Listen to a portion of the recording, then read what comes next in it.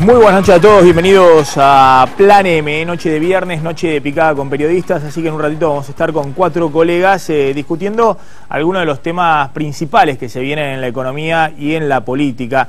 Una economía que esta semana ha mostrado, si se quiere, un logro del gobierno, que es estabilizar la situación cambiaria. Las reservas, que era la gran preocupación del gobierno, esta pérdida fenomenal de reservas que tuvo en el año 2013 y la que seguía teniendo en enero y febrero, se ha frenado.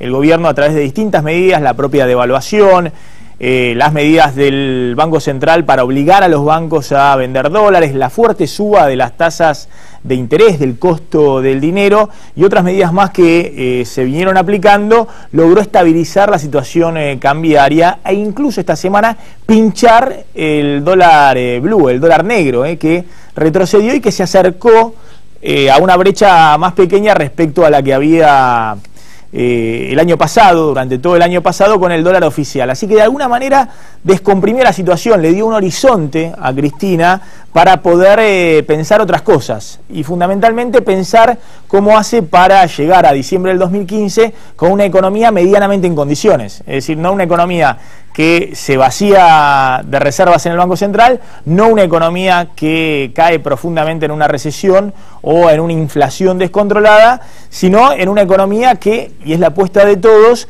trate de mantener cierta tasa de crecimiento. Y ahí está la gran preocupación del gobierno, cómo hacer para, una vez pasado este sosiego que generan también a partir de abril-mayo el ingreso de dólares de la soja, convencer a los argentinos de que no va a volver a devaluar y de que va a apostar para seguir sosteniendo algún nivel de consumo y de crecimiento económico. Es decir, convencer de que la devaluación fue efectiva y que no se la comió la inflación. Es decir, que la suba del dólar que hubo en enero no se lo comió la suba de precios muy fuerte que hubo en enero-febrero, que seguramente va a haber en marzo, pero que el gobierno apuesta a desacelerar en algún momento. Bueno, en ese escenario, la discusión económica vamos a darla en un ratito con los colegas. ¿Qué hace el gobierno para tratar de dar certidumbre? Y uno de los puntos claves que esta semana le costó mucho políticamente es la negociación salarial. Esta semana el gobierno se peleó con gremios ultra kirchneristas, diría, los gremios más kirchneristas desde el punto de vista ideológico, no por conveniencia, han sido los de la CTA de Hugo Yasky y entre ellos el gremio nacional CETERA y el gremio de la provincia de Buenos Aires de maestros, SUTEBA. Son los gremios más afines ideológicamente con el gobierno y con los cuales esta semana el gobierno estuvo a los tortazos. Básicamente porque los docentes no quieren quedarse por atrás de la inflación y no confían ni siquiera los gremios kirchneristas de que el gobierno vaya a desacelerar este año la inflación por debajo del 25%. Por eso ningún gremio le acepta cerrar por debajo del 30% la paritaria salarial docente, que el gobierno cree que es una señal para el resto de la economía. Por eso quiere tratar de fijarle ahí un techo a los salarios de los docentes. En ese escenario económico que en un ratito vamos a discutir, bueno, han pasado muchas cosas desde el punto de vista político y básicamente tienen que ver con la pulseada de los que se imaginan candidatos en el 2015. Esta semana salió muy fuerte Sergio Massa a patear el tablero político. Patear el tablero político sobre un proyecto que había presentado Cristina el sábado pasado en la Asamblea Legislativa. Muy poquito habló Cristina de futuro, de proyectos. Uno era la reforma del Código Penal y Massa salió con los tapones de punta, a decir que favorecía a los delincuentes, que se bajaban las penas, una movida política muy fuerte que lo ubica en un lugar de una posición dura, pero también lo ubica con otro peso dentro del armado opositor, porque el kirchnerismo estaba acostumbrado hasta ahora a tener una posición más medida de lo que era el kirchnerismo. Es decir, cada vez que tenía que avanzar con un tema el kirchnerismo, la oposición protestaba, iba a los canales de televisión, discutía en el Congreso, pero después el kirchnerismo pasaba un trapo en el Congreso con su mayoría tanto en la Cámara de Senadores como en diputados. Ahora se encuentra con un jugador político que le dobla la apuesta, que juega tan fuerte como el kirchnerismo ha venido jugando estos años y que se imagina, eso dicen las encuestas y la última elección en la principal provincia del país, que tiene peso político para enfrentarse. Y eso no solamente pone en un brete a Cristina, sino también a quien Massa imagina sus principales contrincantes rumbo al 2015, que no es ya Cristina, sino Daniel Scioli, por ejemplo. ¿Qué hace Scioli frente al nuevo Código Penal? Lo acompaña o está en desacuerdo y no puede decirlo, y pone, y ha quedado en evidencia esta semana, en un brete muy grande a las fuerzas de la oposición.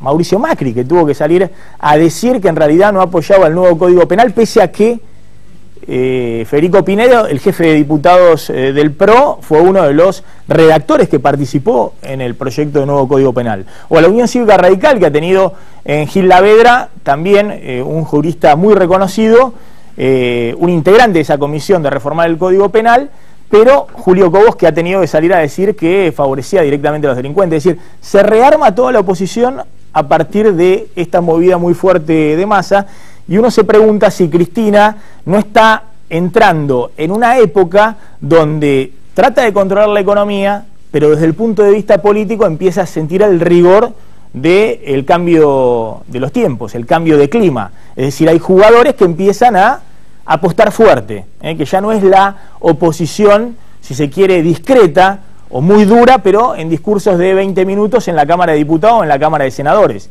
sino que es una oposición que trata de ganarle la discusión en la calle, en los medios, en todo el territorio, recorriendo el país. Es decir, otro escenario totalmente distinto al que vimos en la última década. Vamos a hablar con los colegas, ya están con nosotros el colega Mariano Barrio, periodista de La Nación y que cubre día a día gobierno para La Nación. Gracias, Mariano, por haber venido. Uno de los hombres ahí de La Nación en casa de gobierno, una tarea difícil la que tiene Mariano Barrio. Está Tomás Luquín, que es periodista económico de Página 12 y licenciado en Economía. Gracias, Tomás, por venir. Pablo Ibáñez, que es periodista de ámbito financiero, periodista político, un hombre que conoce muchísimo de las internas del peronismo y del Gran Buenos Aires. Y Martín Tetaz, que venimos incorporando últimamente a la mesa de extrapartidarios.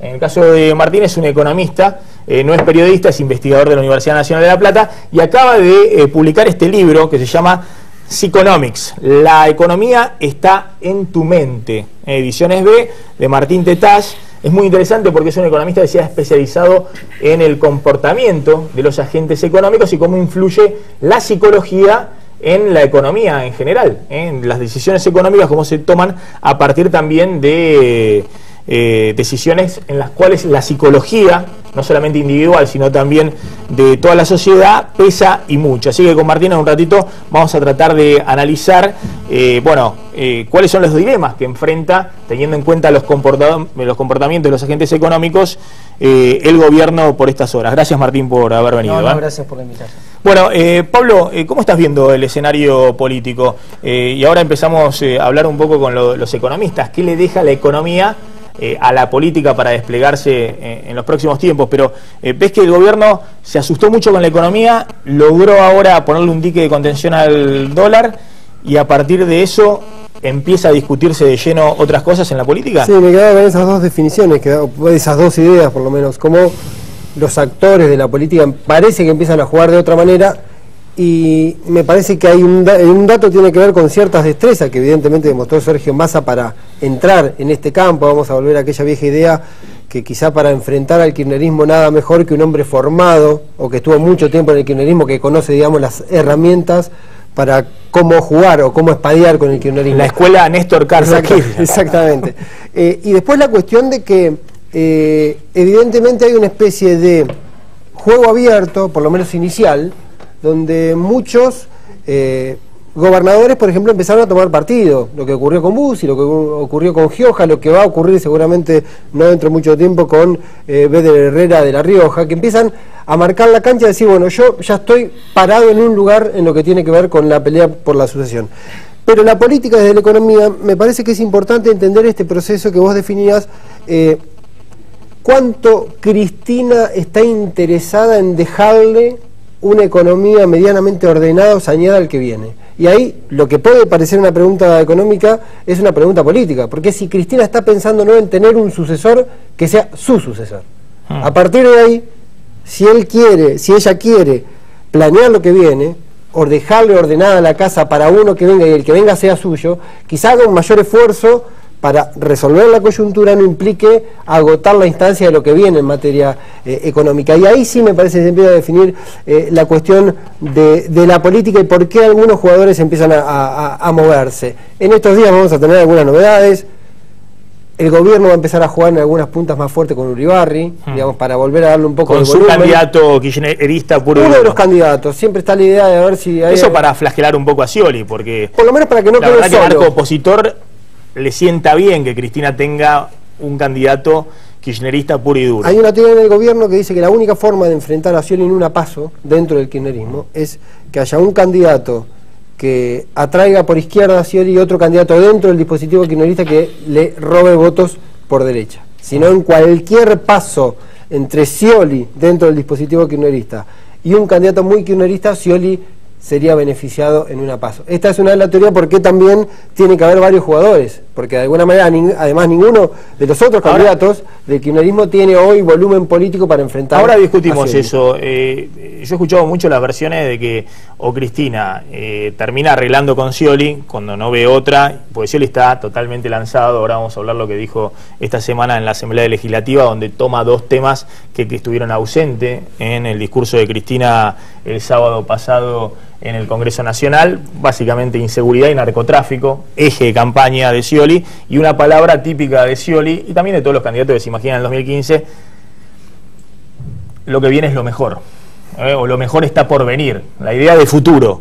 Olvidémonos, en el pasado rescata todo lo del kirchnerismo, pero trata de vender futuro.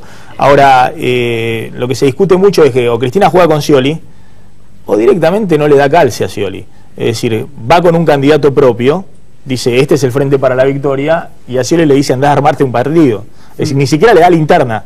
Es decir, y Scioli queda ahí entre los dirigentes de la oposición, Massa, Macri, y eventualmente Cobos y Wiener, y el candidato de Cristina, y Scioli queda ahí en el medio, en la nada. Yo creo que es muy arriesgado, pero es la teoría Berbisky.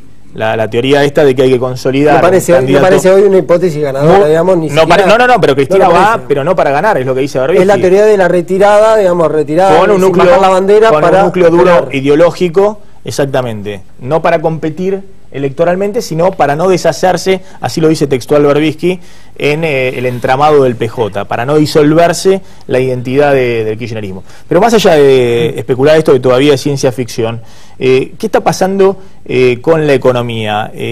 Martín, Tomás, ¿ven que de alguna manera el gobierno ha logrado apaciguar las aguas, calmar esta situación que generaba la incertidumbre de que se terminaran las reservas a la Bain, lo que dice Miguel Bain, y se querían llevar puesto al gobierno? Mira, Maxi, por un lado tenés los fundamentales de la economía, que vos mirás el tipo de cambio, está estabilizado, por lo menos vos mirabas desde que asumió el nuevo gabinete económico, hubo 54 jornadas consecutivas de suba sin parar del dólar, siempre subía, la gente ya no había que ser muy preparado para darse cuenta que lo único que podía hacer el dólar era subir. Hoy eso se rompió, la gente ve que el dólar también puede bajar y que el dólar está en un nivel estable hoy.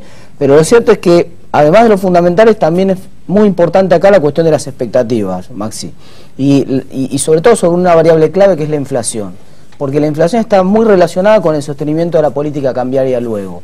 ¿Por qué tuvo que devaluar este gobierno? Porque la política cambiaria pre-devaluación era insostenible. Entonces en un momento tuvo que devaluar.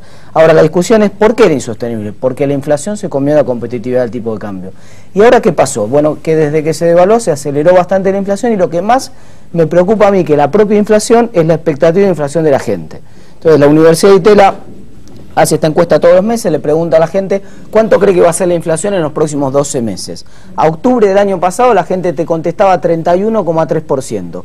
Ahora en este momento la gente te contesta 41,3%. Entonces yo miro esa variable, Maxi. Yo cuando vea que las expectativas de la gente en materia de inflación se pinchan, voy a creer que el gobierno logró dominar la situación, porque entonces la gente no va a esperar tampoco movidas bruscas del tipo de cambio. Si no, es una cuestión de tiempo nomás, porque si se va acumulando una inflación al ritmo que viene en los meses los meses anteriores, y la gente prevé mayor inflación en los próximos meses, la gente va a prever que el tipo de cambio en 8 pesos es insostenible y que tarde o temprano, en 3-4 meses, se acumule un 10% de inflación. Estamos discutiendo de vuelta si el dólar tiene que salir 8 o tiene que salir 9, ¿no? Entonces, ahora, más allá de la Universidad de Itela, de la encuesta, lo está viendo con los gremios. Es Es decir, por algo los gremios no te quieren cerrar hoy debajo del 30%, cosa que sí te cerraban el año pasado. Incluso los gremios que te quieren acompañar, incluso los gremios que, a diferencia de los gremios por conveniencia, que Pablo sabe bien, los que han acompañado al kirchnerismo en estos años, son los gremios que no solamente por las mejoras salariales y demás, sino también ideológicamente sintonizan con el kirchnerismo. Y aún así no te quieren cerrar, porque dicen, no vamos a estar atrás de una inflación que consideran está arriba del 30%. No, yo ahí igual considero que el gobierno tiene como necesidad, condición necesaria para conseguir sus objetivos, es la mejora o el sostenimiento del salario real. Si no consigue eso, digamos, está en problemas, su proyecto macroeconómico no se sostiene en el mediano plazo. Entonces ahí debe encontrar la forma para que los salarios sigan mejorando y convalidando aumentos salariales o permitiendo que las paritarias se cierren en una cifra que permita eso, el aumento de los salarios reales. Pero bueno, fíjate, Tomás, que debe haber algún diagnóstico en el Ministerio de Economía, porque si no, ¿por qué Cristina paga semejante costo político, ¿no? Pide en el Congreso que se inicien las clases, se come 2 días de paro nacional, sabe que sigue el conflicto en Buenos Aires, con una oferta que es del 22% en 3 cuotas, que la verdad que es muy dura, excesivamente dura, que Macri ofreció más, Bonfatti en Santa Fe. Bueno, precisamente lo que el gobierno argumenta es que lo que ellos fijan es un piso a partir de lo cual las provincias pueden negociar. Claro, pero eso es lo que no se entiende, digamos, cuál es la necesidad de fijar, claro, un piso salarial que solamente el gobierno nacional necesita pagar en 9 provincias que no llegan a ese piso, que no significa mucho costo fiscal para el gobierno nacional y sin embargo sí está pagando el costo político. Pues si el gobierno nacional hubiese ofrecido 30% en 2 cuotas, estaba dando otra señal respecto a la negociación salarial. Evidentemente ha querido tomar esta, como dice la propia gente de CETERA o del gremio de Baradel, que el gobierno nacional ha querido tomar esta negociación no por la importancia que tiene para el gobierno nacional los docentes, en términos de gastar guita, sino para los otros gremios. Sí, como ya conversamos las otras veces que participamos, los objetivos del gobierno de poner ¿cómo se llama?, formas de regular los salarios y pisos y máximos no han funcionado muy efectivamente, así que no creo que en este escenario donde toda la turbulencia macroeconómica está igual de presente que antes, pretendan hacer lo mismo o pretendan hacerlo con el objetivo de efectivamente realizarlo. Digo, establecer pautas salariales no le ha salido tan bien al gobierno, por lo general la han cerrado por arriba de esa pauta salarial, sí. Así que inclusive cuando quieran establecer 22, cosa que parece bastante insostenible, digamos, y que no va a salir así, seguramente va a ser mayor el aumento salarial, inclusive eso, los aumentos salariales del sector privado suelen transarse o terminarse fijando por encima de la pauta salarial indicativa que usaba Moyano en su momento, que puede llegar a ser la UOM el mes que viene, etcétera. Lo que pasa es que, Maxi, me parece que pretender hacer una devaluación y al mismo tiempo que los salarios reales no caigan es un poco una contradicción. Yo no conozco ningún caso de la historia económica argentina, ciertamente ninguno, y mundial, no sé si vos conocés alguno de una devaluación que haya venido después con una recuperación del salario real en el corto plazo. Esto lo veo poco probable. Es que justamente me parece, Maxi, que poco atendiendo a lo que dicen todos, el gobierno está haciendo un ajuste, sin decirlo, sin pregonarlo en la Cámara de Diputados, sin digamos, plantearlo como una política digamos, explícita. El gobierno sabe que está haciendo un ajuste y lo necesita el ajuste. Evidentemente no lo van a decir porque esto contradice a todas las banderas que han enarbolado durante 11 años, pero sabe que para no enfrentarse al abismo en el que estuvo a mediados de enero, con las corridas cambiarias, con lo que podía llegar a significar, según el imaginario de Cristina Kirchner, un derrumbe del gobierno, que de eso no se vuelve, y eso Cristina lo sabe bien, necesita poder instalar un candidato en el 2015, y para eso necesita un ajuste, para que no se desmadre la economía. Entonces, ¿qué necesita hacer? Poner un piso, o un techo, mejor dicho, de salarial del 25%, para eso la prueba piloto es la paritaria docente, y está tratando de que la paritaria docente sirva como el techo para las demás paritarias en el sector privado y en el sector público. Porque si en el sector público cierran por más, el problema va a ser el gasto público, y eso es más inflación, porque Cristina sabe que es más emisión. Fábrega, que es un hombre al que hay que prestarle mucha atención, el presidente del Banco Central, Juan Carlos Fábrega, está alentando la visión del ajuste, o sea, la teoría de que hay que ir a una menor emisión. Y Kicillof, el ministro de Economía, lo entendió y está acatando o circunscribiéndose a esa lógica que necesita el Club de París, necesita Fondo Monetario Internacional, necesita el acuerdo con Repsol, necesita ajustar un poco el gasto público, las tarifas, se viene el tema tarifas, en abril a más tardar seguramente va a haber un aumento de tarifas, están esperando el momento de anunciarlo. ¿Y para qué? Para que no se desmadre la economía, porque Cristina sabe que si se desmadra la economía, ella no tiene futuro político, ni ella ni el kirchnerismo. De lo contrario, si llega, aunque con una cierta, digamos, prosperidad, con un crecimiento que pueda, digamos, de alguna manera vender la presidenta como un discurso que hemos salido de la crisis, entonces podrá instalar un candidato, competirle a Scioli, como lo que hablaban recién, y en última instancia sentarse en la mesa para el 2015 hacia adelante. Y ella buscar un objetivo político, como ser la presidenta de UNASUR, o retirarse hacia un lugar de cierta elegancia política y seguir teniendo preponderancia. Ahora, de alguna manera, cuando planteaba a Pablo Ibáñez si Cristina quería dejarle al próximo presidente una economía más o menos ordenada, bueno, sin duda todo el costo político que está pagando con las medidas de los últimos tiempos, más una agenda que tiene por delante, que es tratar de encauzar las paritarias salariales, recortar subsidios, que el gobierno la ha anunciado ya 800 veces, la jugada más anunciada, que en algún momento la va... Bueno, es que tampoco lo puedes hacer ahora, antes de cerrar las paritarias. Claro, van a esperar. Hay que hacerlo con mucha habilidad y pericia administrativa. Ahí hay un estudio de ABCEP que muestra que vos, si querés totalmente sacar subsidio de luz y gas, y sobre todo luz en Capital y Gran Buenos Aires, tenés que llevar la factura promedio de 70 pesos a 550. Eso no puedes hacerlo un día para el otro. Tenés que mantener un subsidio sobre 2 millones de usuarios que tienen que mantener con la misma tarifa, porque si no, jubilados, los que cobran la asignación por hijo y demás. Y la otra movida es volver a los mercados, es decir, volver a conseguir financiamiento para suavizar el rigor del ajuste sobre el nivel de actividad o sobre el gasto público. Es decir, para conseguir dólares, financiar gasto público. El año pasado se podría haber mantenido el nivel de gasto público que teníamos, pero había que encontrar una fuente de financiamiento. La única fuente de financiamiento que encontró el gobierno fue la maquinita del Banco Central. La maquinita del Banco Central pegaba sobre inflación y pegaba sobre el dólar. Ahora están viendo si encuentran... Argentina puede tomar deuda en este momento. Y le está diciendo a los empresarios que importen, que se financian en el exterior, y están tratando de que el sector privado también se financie. Ahora, ese planteo de Cristina, entonces Cristina quiere hacerlo deberes para ordenarse a sí mismo el gobierno, pero también le está tratando de dejar al próximo una situación medianamente ordenada. Terminar bien, para poder influir. Tiene una enseñanza histórica hace poco, en el 2012. Cristina levantó la paritaria nacional, no la cerró por decreto y liberó sin número fijo las negociaciones en las provincias. Y ocurrió el fatídico mes de Scioli en la provincia de Buenos Aires, que tuvo que prorrogar el aguinaldo, desdoblar el pago del aguinaldo. Es decir, eso terminó igual, de todas maneras, aunque Cristina no quiso jugar fuerte políticamente, como decías vos, para forzar el cierre de la paritaria docente y poner un piso, igual lo termina pagando el costo. Me parece que ahí también hay un indicador que tiene que ver con la percepción de los costos, que en algún momento los costos te terminan cayendo, porque en el peor de los casos, si vos cerrás, como decías, cerrás una referencia, el otro día Capitaní creo que decía que la paritaria nacional es el 2% de los docentes del país. Vos cerrás 30%, si eso planteás. Después, hay muchas provincias que las termina también financiando el gobierno nacional, por lo tanto, no es tan gratis, me parece hoy para Cristina, con tal de cerrar la paritaria.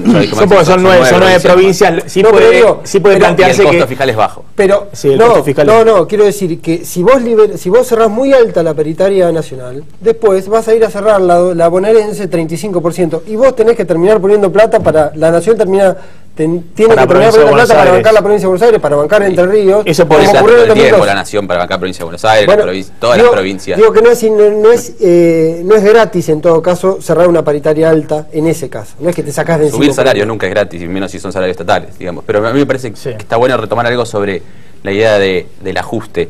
Es cierto que hubo medidas que no fueron de corte progresivo, por ahí que las que caracterizaron al gobierno en algunos años pasados. Pero lo que me parece que conserva el gobierno son los objetivos de crecimiento, empleo y distribución del ingreso. esos son los objetivos primordiales, no es la inflación, no es el tipo de cambio, son todos instrumentos o consecuencias o subproductos de esos objetivos.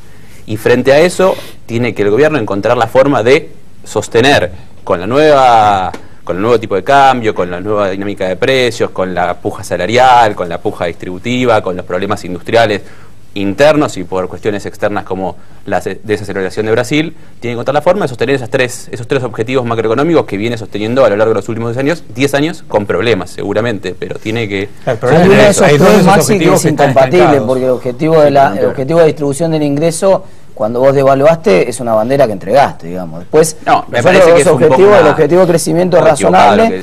El objetivo de crecimiento, no, pero si vos devaluás, digamos, generás una transferencia de ingreso fenomenal, lo enseñamos en la facultad, así que esto es una cosa elemental de comprender.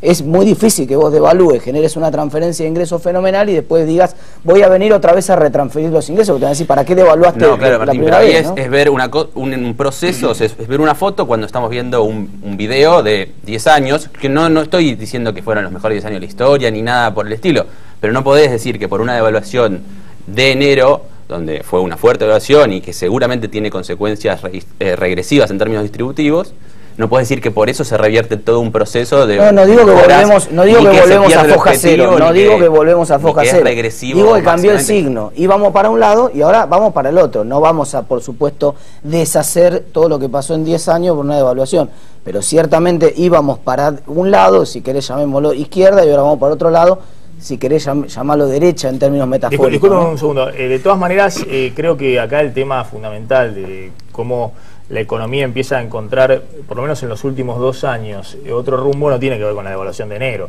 Digamos, el dólar oficial, el gobierno lo subió 32% en el 2013.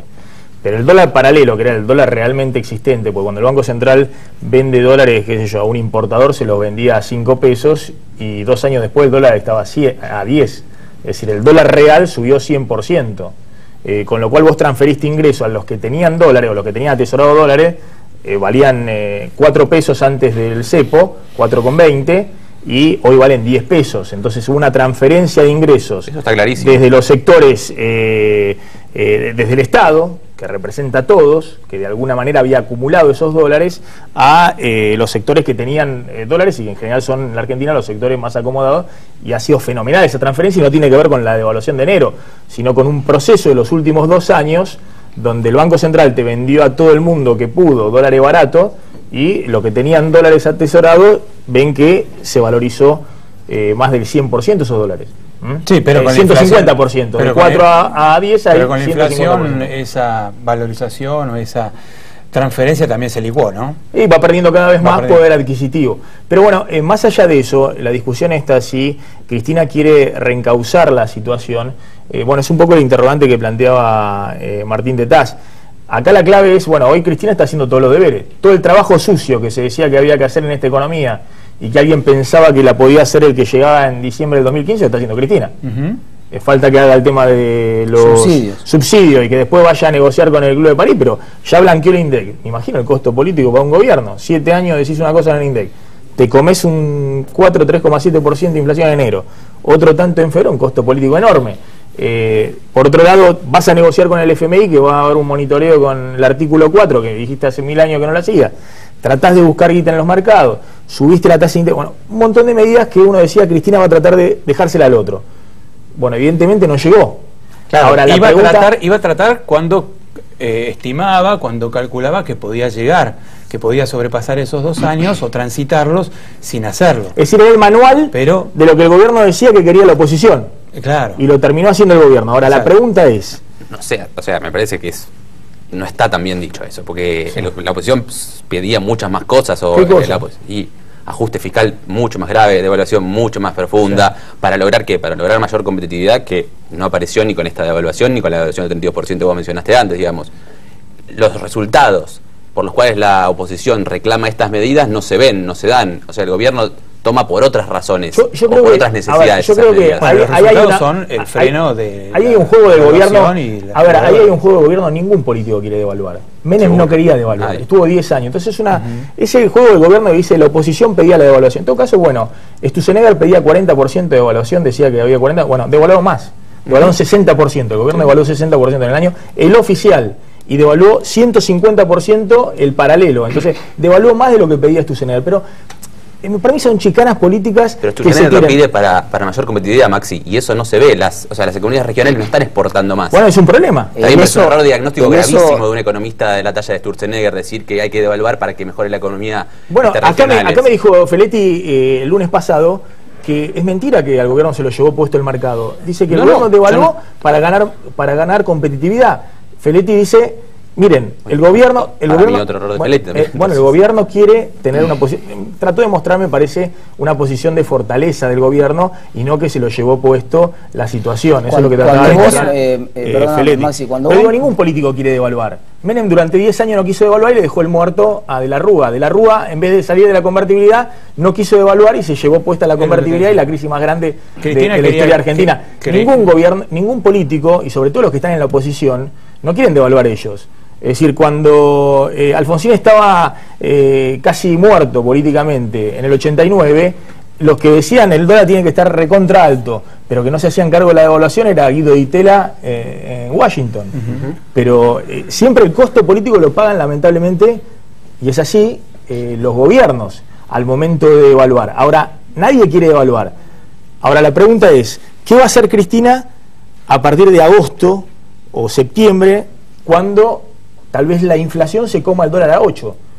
¿Va a dejar el dólar a 8 de acá a diciembre del 2015? ¿O va a hacer alguna política más inteligente para tratar de mantener la economía más o menos en marcha? Bueno, lo que quiere Cristina es justamente con la política de precios cuidados, con esta fuerte presión sobre las empresas, esta ley que quieren instalar, y el gobierno está trabajando sobre el artículo 42 de la Constitución Nacional, 42 de la 42 de la Constitución Nacional, para frenar los precios y frenar los abusos de lo que consideran los monopolios y los poderes concentrados.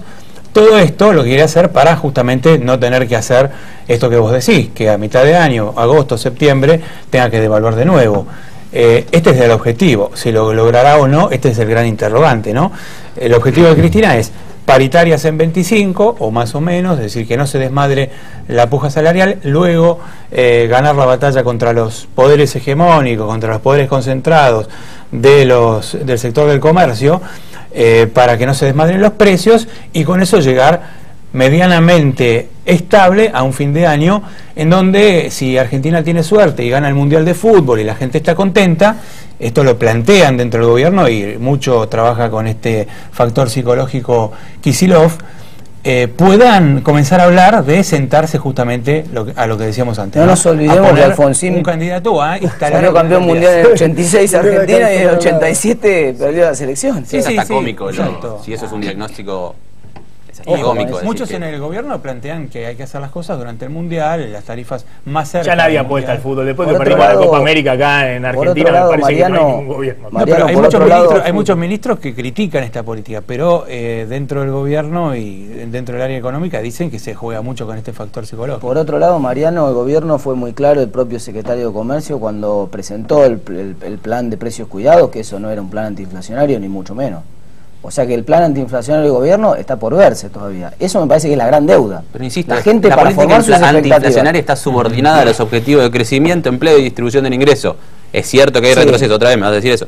Pero no es una política antiinflacionaria en tanto y en cuanto no es el objetivo primordial de la política macroeconómica, la inflación. Entonces, pero si no hay un objetivo de parar la inflación, no van a quebrar nunca las expectativas de inflación que tiene la gente, no van a poder cerrar paritaria razonablemente porque la gente va a seguir esperando. Lo que vos decís es algo que se dijo en 2009, 2010, 2011, 2012, 2013, todos los años dicen lo mismo. No sé quién lo dijo, yo te estoy diciendo... Todos los analistas. Acá hay un índice oficial, que es el IPC, el IPC oficial. Que todos los analistas hayan dicho una cosa con anterioridad no es un argumento válido para invalidar lo que estoy diciendo yo. Vamos a discutir a ver si estas condiciones que estoy planteando yo son válidas o no son válidas. Yo te digo que si vos no atacás el problema de la inflación, lo que va a pasar es que la inflación va a volver a llevarse puesto el tipo de cambio en muy poco tiempo, y entonces vamos a reeditar la puja distributiva que vimos. ¿Qué tipo de cambio? ¿Frente a quién el tipo de cambio? ¿Frente a tus socios comerciales?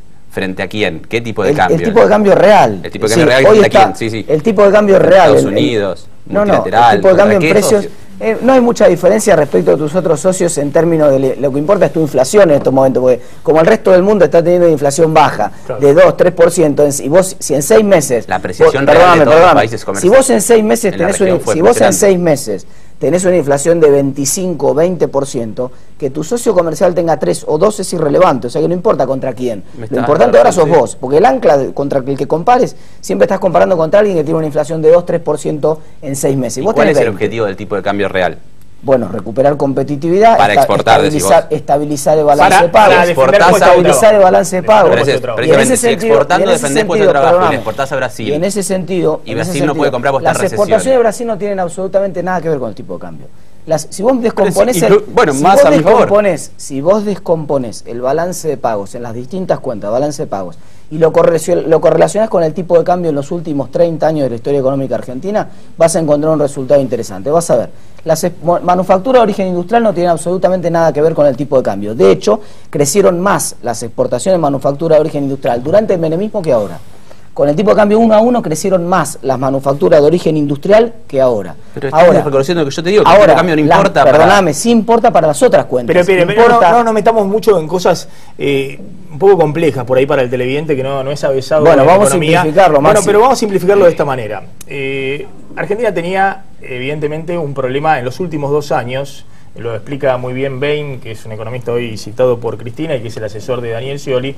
Cuando vos subís todos los precios de la economía al 25% anual y el dólar lo está subiendo 4%, Argentina se vuelve cara en dólares. Y hay una percepción de los argentinos por la cuestión histórica de que si te sube el pan, la leche, la carne, te sube todo y el dólar no sube, el dólar empieza a quedar barato y dicen, che, pero mire, esto en algún momento no soporta. El gobierno rompió lo que se llama el pacto de confianza con la gente porque dijo que nunca iba a devaluar y devaluó. Y es como una infidelidad. Una vez que lo haces, después se vuelve más complejo reconstituir ese pacto de confianza. Entonces, me parece que el gobierno tiene una apuesta, como dice Martín, muy fuerte en los próximos meses, porque si la gente ve que todo aumentó fuerte en los próximos meses y el dólar sigue en 8 pesos desde enero, van a decir, che, pero no, está subiendo todo de nuevo. Está bien, Cristina nos dice que no va a devaluar, que lo va a hacer el próximo gobierno, pero ya lo hizo una vez, no lo volverá a hacer y eso te genera de nuevo la corrida, la pérdida de reserva. Entonces el problema no es la competitividad del tipo de cambio, sino la fuga de capitales. Son dos cosas distintas. Evidentemente Argentina tenía un problema de competitividad porque por algo Moreno tenía que estar atajando penal en la aduana, porque si no te llenaban las importaciones, si no los argentinos iban a hacer turismo típico, igual que en los 90. Si iban a hacer shopping y levantar la tarjeta en Miami, pues les salía mucho más barato comprar la ropa, los alimentos, todo en Miami que acá. Eso se llama problema de competitividad. Cuando hablamos de los argentinos es como dijiste vos antes, un grupo reducido. Son nada más que 3 millones de argentinos, que son los únicos que en la Argentina ahorran. El resto de los argentinos viven con lo justo hasta fin de mes, no tienen capacidad de ahorro. Es lo que hablamos, ¿no? Una cuestión ideológica. Así ha pasado en la historia argentina y no ha sido cambiado durante las últimas décadas. Son los mismos 3 millones de argentinos que son los únicos que tienen capacidad de ahorro. Los otros viven con el día. Con lo justo no tienen capacidad de ahorrar. Como no tienen capacidad de ahorrar, no tienen capacidad de comprar dólares. Entonces, bueno, pero más allá de eso, es evidente que el gobierno tiene acá un juego, una apuesta muy grande y que la ha interpretado Fábrega, creo que también Kicillof, que dicen, bueno, vamos, ahora, ¿cómo hace para bajar la inflación? Esa es la cuestión. ¿Cómo hace para cambiar las expectativas? Y ahí la batalla es, no es que esté pasando el chivo, pero realmente la batalla está en la mente de la gente. La única manera que tiene el gobierno de bajar la inflación es quebrar las expectativas, convencer a la gente. En ese sentido, lo del INDEC es un primer paso muy importante, porque ahora el gobierno dice, bueno, ahora tenemos el termómetro. Y entonces ahora el gobierno le podría decir a la gente, mira, el mes que viene la inflación va a ser 3, el otro mes la inflación va a ser 2,5. Alguna meta de inflación para los próximos meses, cumplirla después, y entonces decirle a la gente, viste, te dije que la inflación iba a bajar, iba a ser 3, iba a ser 2,5. Entonces la gente dice, sí, tenías razón, ahora te puedo creer. Pero para eso, si el gobierno no le dice a la gente lo que va a hacer con la inflación, ¿y cuál es la inflación que espera en los próximos meses? Después discutimos cuánto, no importa, que le diga 10, pero por lo menos que se cumpla. Que el gobierno dijo 10 y entonces la gente dice, sí, dijo 10 el gobierno, es 10. Le voy a creer al gobierno. Entonces el gobierno recupera credibilidad y le puede decir a la gente, la puede tratar de convencer de que en los próximos meses va a ser menos. Bueno, ahí hay un punto, ¿no? El camino para llegar a eso, ¿cómo se hace? ¿cómo se dice? Para convencer a la gente de que ¿por qué querría tener ese objetivo? Digamos, insisto, el objetivo del gobierno no es controlar la inflación. Bueno, entonces que se lo diga a la gente, el objetivo nuestro no es controlar la inflación. Y se lo dice constantemente, mi objetivo es bueno, controlar eso el que está trabajo, pasando. el crecimiento. Entonces ese es el problema, no vas a quebrar nunca, es imposible quebrar Pero las por eso mi expectativas. pregunta entonces es si Argentina puede crecer y puede sostener un proceso de crecimiento y redistribución. No puede, con inflación no se puede. No, sin inflación. No hay ningún proceso con alta inflación de si crecimiento y redistribución del ingreso. No, imposible. invertiste lo que estaba diciendo. Yo digo si Argentina puede crecer y redistribuir ingresos sin generar inflación, sin que haya una dinámica inflacionaria en la economía. Y debería, es lo que han hecho en los últimos años Brasil, Chile, Uruguay, Bolivia. Chile mejoró la estructura distributiva. Me decís vos, Maxi, no, para nada. Vos fijate, la estructura del mercado de trabajo. Perdóname, mejoraron en toda Latinoamérica. Elegí el país que quieras, mejoraron en los últimos 10 años en toda Latinoamérica. En términos, obviamente, en términos relativos mejoraron. Tomás, a ver, bajaron, ¿no? Pero no voy a... hay una situación, no voy a entrar a hablar de los logros de la década ganada. El no gobierno logró, como había logrado en su momento Menem, bajar desde el pico de la crisis, desde el pico de la crisis de la hiperinflación, cuando la pobreza superó el 50%, con la convertibilidad a costa de un gran desempleo, pero igualmente en la pobreza por ingreso la bajó al 25%, que era estructuralmente una pobreza en la década del 90 que era 15 puntos superior al promedio de la pobreza de la década del 80, que era del 10%, que a su vez era estructuralmente superior a la pobreza de la década del 70, previo a la dictadura, que era del 5%. Lo que hizo Kirchner exitosamente es bajar nuevamente de un pico de crisis que fue 2001-2002, la pobreza se fue al 54%, bajó al 26-25% en el año 2006-2007. Desde entonces no sabemos qué pasó con la pobreza porque se destruyó el termómetro, el INDEC, y lo que hizo el INDEC fue un bochorno, bueno, lo que ya sabemos. Dice la pobreza hoy es 5%. Los estudios de la CTA, por ejemplo, kirchnerista, el CIFRA y otros centros académicos dicen que la pobreza puede estar entre 20 y 25, otros dicen entre 25 y 30. Pongamos que esté entre 20 y 25, es un nivel estructural de pobreza similar al promedio de la década del 90. Bajamos frente al piso, como había bajado Menem frente al piso de la hiper, pero Argentina sigue en un proceso estructural de pobreza muy elevado. Entonces, no quiero entrar en la discusión estructural hacia dónde vamos, sino cómo hacemos para salir de una economía que agotó ya su ciclo de alto crecimiento, con baja inflación y gran creación de empleo, que fue hasta el 2007, que agotó el segundo ciclo, que fue de alto crecimiento, alta inflación y baja creación de empleo, que fue hasta el 2011, y ahora es el ciclo agotado, donde vos tenés bajo crecimiento, alta inflación y nula creación de empleo. Estás en el peor del mundo. El modelo así no funciona. ¿Cómo hacemos para hacerle un service al modelo y volver a crecer de alguna manera? Obviamente hay que contener la inflación, porque la inflación fue la que te mató las bases del modelo, la que te pegó un tiro al superávit comercial, al superávit fiscal, la que generó ahora un problema de ajuste de ingresos que el gobierno había compensado con políticas redistributivas muy buenas, como era la asignación por hijo, la movilidad previsional y demás. Todo eso ahora está en discusión. Entonces, ¿cómo seguís hacia adelante? La inflación no frenó la creación de empleo, no es la inflación la que lo frenó, no es la que frenó la... Si los salarios en dólares crecen 20% por año... El tipo de cambio generó que vos vuelvas a un modelo estilo los 90, donde venían muchas importaciones. Digamos, hay interpretaciones de qué es lo que generó la falta de creación de empleo. Sin meternos en tecnicismo, también el crecimiento, vos lo sabés porque sos economista, genera más importaciones en una economía con la Argentina, no solamente el atraso cambiario genera más importaciones. Sí, pero no todos los países cada vez que crecen tienen que salir a atajar penales desesperados a frenar en la aduana las importaciones porque no pueden... Y un país que abandonó su política de energía y hidrocarburos, sí, como Argentina, sí, tiene que importar energía loco por errores propios del gobierno y demás, sí, tiene que importar cada vez más. Termina el programa acá, Maxi, dejarlo ahí que se reconoce. No, es que yo no soy nada, soy periodista y soy licenciado en economía, Martín. Vamos a discutir un poquito, bueno, está bien, evidentemente el gobierno así no va, digamos, porque no le funciona la economía ni siquiera como le funcionaba antes. Tiene que hacer algo.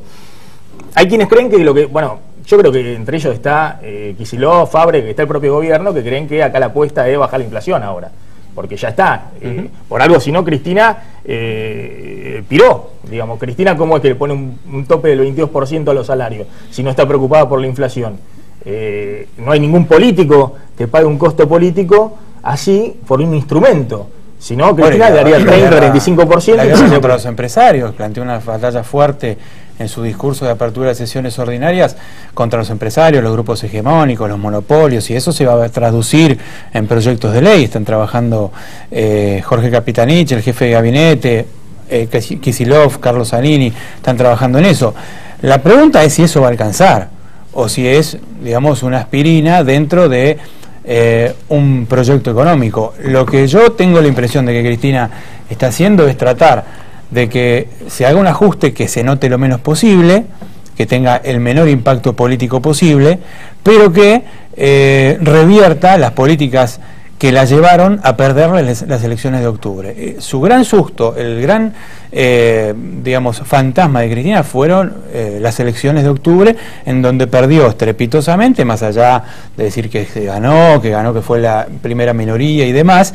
Ella sabe que con estos números ella pierde el gobierno, y si continuaba con esta política que no tenía ningún tipo de freno para la inflación, la emisión y el gasto público, que ya sabemos, ahí sí se podía estrellar fuertemente. Entonces creo que apretó el freno, está haciendo el ajuste, pero no sé si va a ser la gran transición que quiere la derrota electoral de oposición. octubre, sino la caída de reservas, que es un poco lo que le dice Bain.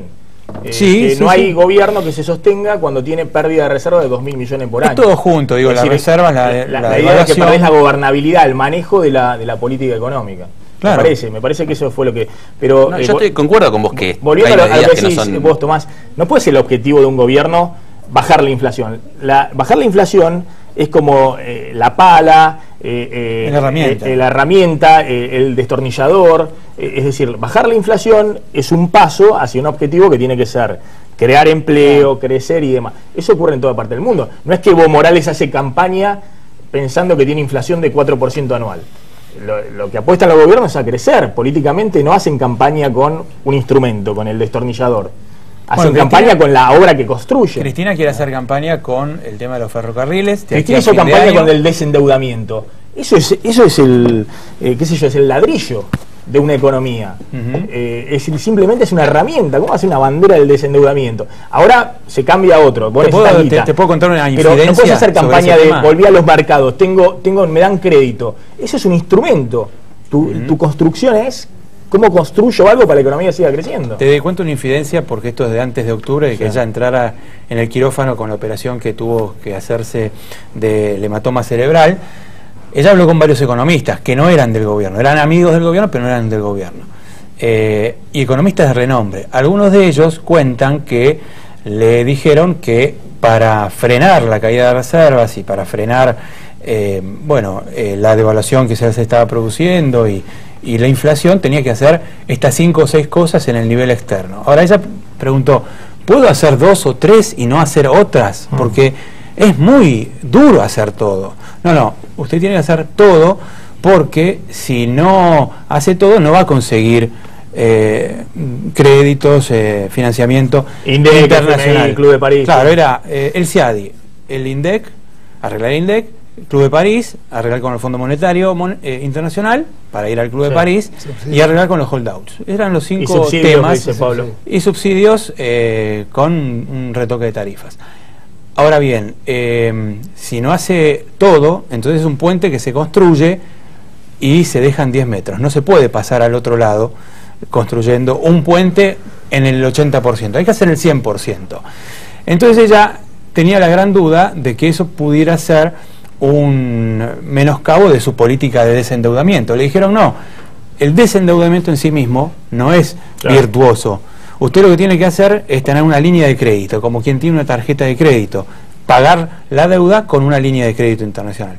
Ahí vino después la operación en el quirófano, en la Favoloro y demás, y después vino el nombramiento, o un poquito antes, después de eso vino el nombramiento de Kicillof, Kapitanich, que empezaron con esa agenda, ¿no?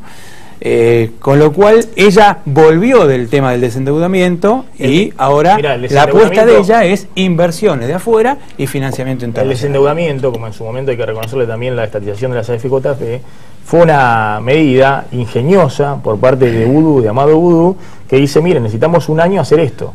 Pero Boudou tenía en la cabeza, más allá de Boudou, que es otro gran problema político en este momento del gobierno, tenía la idea de pagar deuda durante un año, ver si se abrían los mercados y volver a endeudarse. Ahora lo que sucede es que apareció eso como bandera política inexplicable. Uno tiene otras banderas políticas, la que dice Tomás, seguir redistribuyendo, creciendo, bajando la desocupación, la pobreza y demás, no el desendeudamiento. Claro. El desendeudamiento fue una especie de marketing político pero que se creó a pagar la deuda. Pero tenía la característica de una especie de gesta. de soberanía. Pero ¿qué soberanía hay?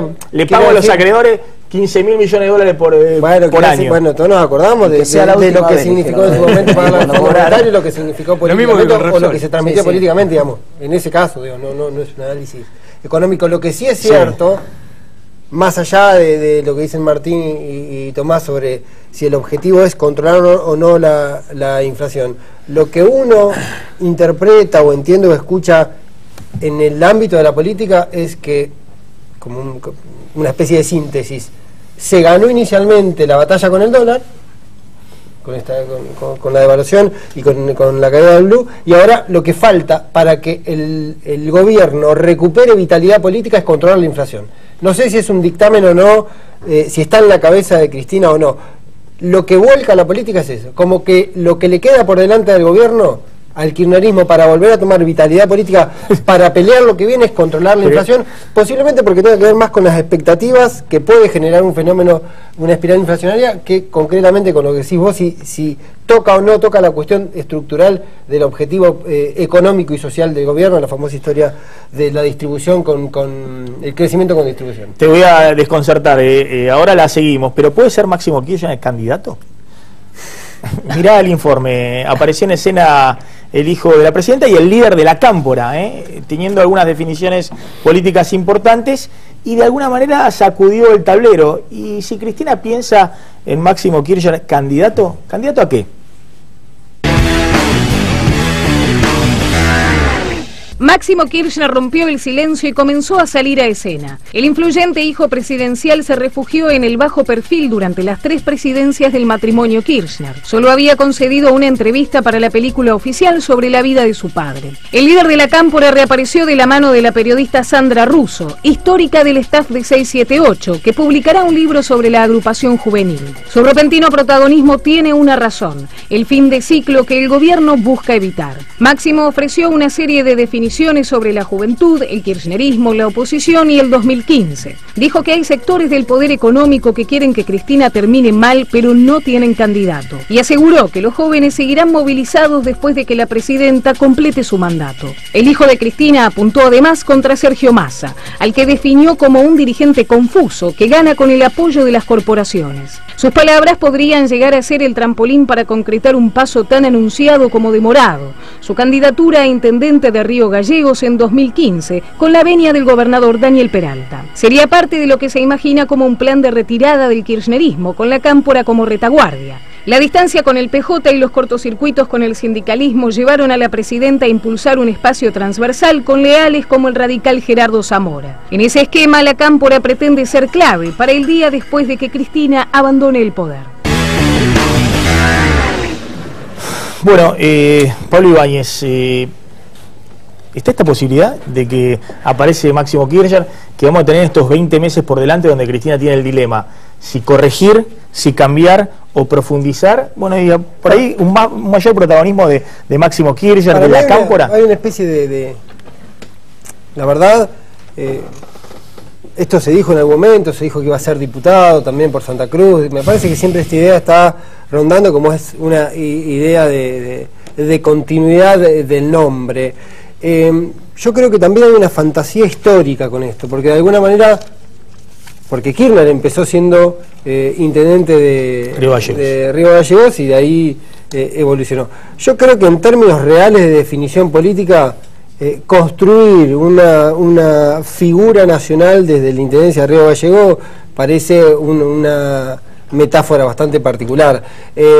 No creo en todo caso, y de hecho Máximo ha tenido esta aparición, que fue en el libro de Sandra Russo, con el tema de la Cámpora, que también merece su propia pequeña anécdota.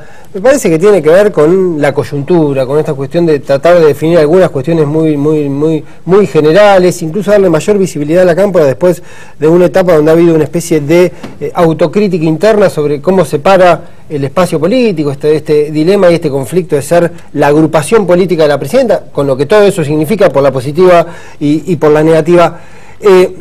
no me atrevo a decir, porque si no el archivo me va a matar en algún momento, no me atrevo a decir que Máximo no puede ser candidato, menos a intendente de Río Gallegos. Pero la impresión es que no hay un contexto, o por lo menos si uno imagina la política desde una familia que va a cumplir 12 años en el poder de la nación y además que acumulaba 12 años en el poder prácticamente absoluto de Río Gallegos, pensar otra vez en reiniciar un proceso a partir de una intendencia de Río Gallegos de Máximo me parece que es como una especie de pequeña anécdota, una pequeña metáfora, de decir, estamos acá y podemos volver, y la ilusión de tener un heredero que se está formando. Hoy la discusión entonces un poco en la política es, dentro del peronismo, Scioli de un lado, Massa del otro, digamos, de alguna manera ellos dos están compitiendo por esa hegemonía y utilizan de una manera y otra a Cristina ahí en el medio del escenario, bueno, porque es la manera de referenciarse, ¿no? La líder política de todos estos años, pero la pelea grande en el peronismo viene con Massa de un lado y Scioli del otro. Yo creo que hay pujas internas en el peronismo que se están dilucidando, ¿no? Ahora quiero agregar algo a lo que decía Pablo, que me parece piola, complementa. La idea de Máximo, potencial candidato, es también una operación, puede llegar a ser candidato a intendente, pero antes que nada una operación para decir, cuidado que dentro del kirchnerismo hay candidatos y Cristina no es Pato Rengo, ¿no? El gran temor de Cristina es gobernar 2 años y que todo se vaya a lo que decís vos, a Massa o a Scioli, gobernadores, intendentes, legisladores, que ya nadie diga o esté pendiente de lo que va a decir la presidenta en una cadena nacional, sino que lo que diga Massa en una página web votando en contra del Código Penal. Esto es el terror del gobierno. Déjame agregar un dato para el análisis, lo que está sumando. La última elección, por primera vez en 20 años el kirchnerismo no fue con el apellido Kirchner en la lista. Y que es una autocrítica que se hizo, salió a comprar la figura de Insaurralde, que no era el personaje. No, bueno, se habló todo el tiempo que podía ir Alicia como candidata, vivía en el conurbano, tenía, digo, técnicamente se podía dibujar la posibilidad de que Alicia sea candidata. Los que miran para atrás es contrafáctico, dicen, con Alicia hubiésemos hecho la misma, quizá un poquito mejor, un poquito elección, que con Insaurralde. Lo único que hubiese faltado que hubiese sido todo nuestro, ni siquiera fuimos a comprar un personaje que no nos representa cabalmente. Es el análisis de sectores del kirchnerismo. Yo creo que está subyacente ahí la idea que él plantea de la posibilidad de la continuidad, de la idea venderle de tener un heredero. Claro, pero es más para adentro que para afuera. Para adentro, venderle a la gente, a los dirigentes, claro, a los dirigentes propios, cuidado, no se vayan, que acá hay un heredero. Y con respecto a lo que decías vos, Scioli o Massa, hay en el peronismo una idea que está creciendo y que ya la expresó públicamente Eduardo Duhalde, el expresidente. Hoy no tiene la gravitación dentro del peronismo, pero está expresando algo que quieren muchos peronistas. Que está trabajando a full con Scioli en la construcción de Scioli 2015. Exactamente, está trabajando con Scioli, pero además él quiere que Scioli trabaje con Massa, es decir, él quiere la unidad del peronismo. Que es lo que quieren varios y no lo quiere solamente Gran Buenos Aires. Varios intendentes que hoy están con el gobierno dicen la fórmula ideal sería Scioli presidente, Massa gobernador. Exactamente. A lo cual Massa mira las encuestas y dice, no, jamás voy a transar con Scioli, salvo que cambien las encuestas. Claro, pero hay varios temas para analizar. Hay incluso funcionarios del gobierno que están trabajando para esa alternativa, porque saben que cualquier candidato de Cristina es perdedor ante Scioli o ante Massa, y entonces que ya hay que ir construyendo una sucesión del peronismo que sea ganadora ya de antemano. Muchos funcionarios del gobierno están en esta idea, Scioli presidente, Massa gobernador. Massa dice, no, ¿por qué yo voy con 30% en las encuestas a bajarme a ser gobernador? Bueno, del otro lado está Scioli, que puede hacer una primaria interna abierta con otros candidatos del peronismo, con Uribarri, con De la Sota, con otros que ponga el kirchnerismo en la mesa o en la cancha. Florencio Randazzo es un candidato, hay que seguirlo a Florencio Randazzo, porque con el tema de los trenes va a hacer mucha campaña de aquí a marzo del año que viene. Entonces Scioli podría ganar una primaria abierta y simultánea y quedaría, más allá de que hoy no tiene, digamos, la intención de voto tan alta como Massa, pero como el candidato oficial de... Pero puede quedar como el candidato oficial de un conglomerado que sí reúne el 30% con los gobernadores, con los intendentes. Esa es la debilidad de Massa y la fortaleza. Les hago una pregunta, pues más allá del contenido del nuevo Código Penal... ¿Te puedo agregar una cosita? Y Scioli tiene otra disyuntiva. ¿Qué hago? ¿Voy como el candidato de Cristina? ¿Cierro con Cristina un acuerdo en donde Cristina me pida todo? Me pida los legisladores, los gobernadores, los intendentes, todas las listas. ¿O voy en una primaria por las mías y en una alianza con Massa? Esas son las dos disyuntivas que maneja Daniel Scioli, que se están hablando en el peronismo, y que por supuesto... Mira, queda demostrado que el que llega a presidente, lo demostró Kirchner cuando hizo la alianza con Duhalde, aunque le nombres a todos los diputados y demás, cuando llega a presidente encolumna a todos detrás y no hay pacto político que valga. Además, yo creo no le valió que a Kirchner con Duhalde, no le va a valer al que vaya con un pacto con Cristina y sea presidente. Pero mientras tanto hay que buscar empleo a los propios. Es decir, mientras tanto en las listas tenés que llenarlas con los incluso alguien del riñón. Pero les hago una última pregunta respecto a este tema político.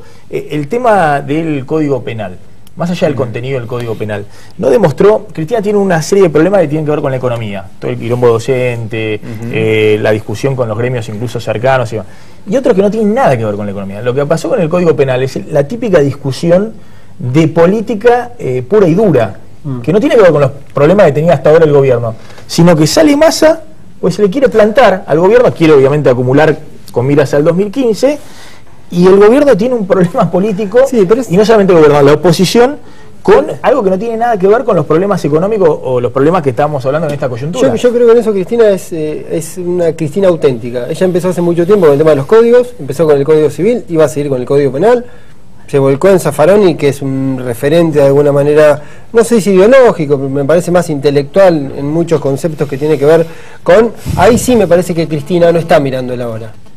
En su cabeza, íntimamente, ya está mirando qué es lo que dejo como presidente. Voy a dejar un nuevo Código Civil, voy a dejar un nuevo Código Penal, que posiblemente, según lo que plantean la gente que defiende esta idea, esta reforma, es un código súper moderno que va a marcar, como en muchos aspectos ha tenido la Argentina en cuestiones de derechos, desde el matrimonio igualitario, o el tema de la asistencia para nacimientos, por ejemplo, ha sido innovador, ha marcado muy bien la cancha a nivel nacional. Yo creo que ahí se encuentra Cristina entre lo que piensa que puede quedar y la coyuntura, la tapa de los diarios, y Massa, como decía hoy, para mí con muchísima destreza comunicacional, entendiendo y volviendo punto por punto a cada una de las cuestiones que le dieron éxito electoral, que fue inflación y seguridad.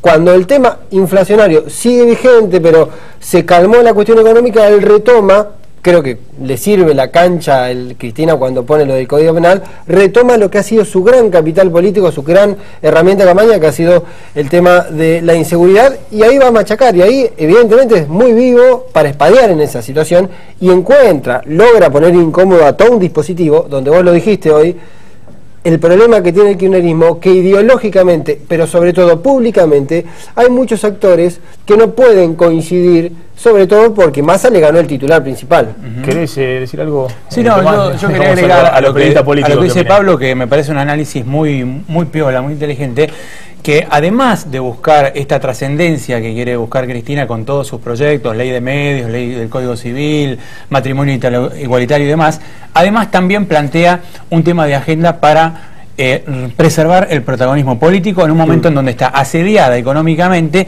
y en donde viene una derrota electoral muy dura y tiene que posicionarse para el 2015. Es decir, es una bandera política y es también un distractivo hacia la política para debatir y mantener el protagonismo, ¿no? Nos vamos volando una tanda gracias a la tablita ahí en Vidal 1726, la tablita Vidal 1726. Ahora vamos a degustar un poquito la picadita aquí con los colegas y amigos. Y recuerden, Martín Tetaz, Psiconomics, la economía está en tu mente, de Ediciones B, una excelente edición de este economista especializado en economía del comportamiento, un enfoque distinto de cómo se piensan algunos de los problemas elementales de la economía de nuestros días. Vamos volando a la tanda y ya volvemos, no te vayas.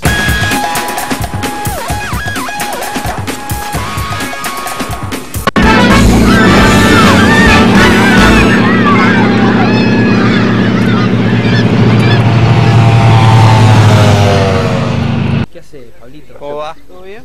¿Qué hicieron anoche? No mucho, ¿no? ¿Qué hicimos? No, nada. Sandalia o Boca. En realidad debería verte caminando, ¿no? ¿Agarra un calor?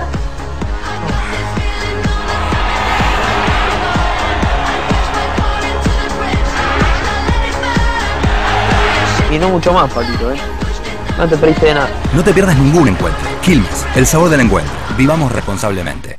Con Telecentro disfruta de internet 10 megas Wi-Fi más telefonía, más la mejor televisión digital con más de 80 canales. Todo por solo 354 pesos final por mes.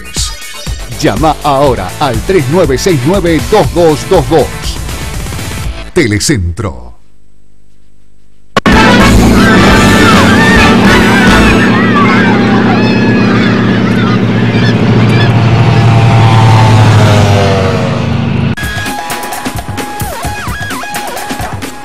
Bien, nos estamos despidiendo. Gracias, Pablo, por haber venido. Pablo Ibáñez, de Ámbito Financiero. Gracias, Tomás. Tomás Luquín, de Página 12. Y Mariano Barrio, del Diario La Nación. Ahora sí, comemos un poquito. Yo ya empecé, ya arranqué. Bueno, no nos dimos cuenta. En cámara, no nos dimos cuenta. Nos reencontramos el lunes, como siempre, aquí en Plan M a las 9 de la noche. Gracias de nuevo a la tablita. Quédense en Canal 26. Chau, pásenla bien.